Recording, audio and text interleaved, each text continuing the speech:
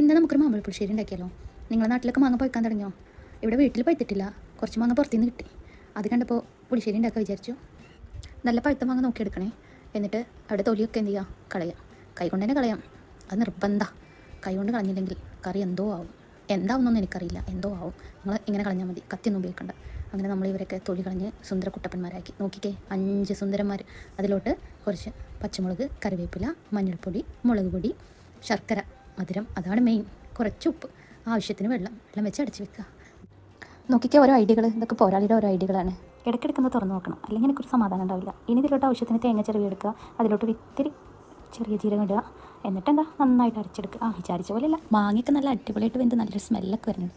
ഇനി ഇതിലൊക്കെ നമുക്ക് എന്ത് ചെയ്യുക, കൊക്കനട്ട് അരച്ച് വെച്ചത് അതിലേക്ക് അടിയുക, നന്നായിട്ട് മിക്സ് ചെയ്യുക. ഓക്കെ, ഇനി നമുക്ക് താളിപ്പ് തയ്യാറാക്കാം. എണ്ണ ചട്ടി വെക്കുന്നു, എണ്ണ ഒഴിക്കുന്നു, അതിലോട്ട് കടുകിട്ട് പൊട്ടിച്ചു, ഉലുവ ഇട്ടു, വേപ്പില, കഷ്ടിച്ചില്ലി, എന്നിട്ട് എന്ത് ചെയ്യുക, അതിലേക്ക് ഒഴിക്കുക.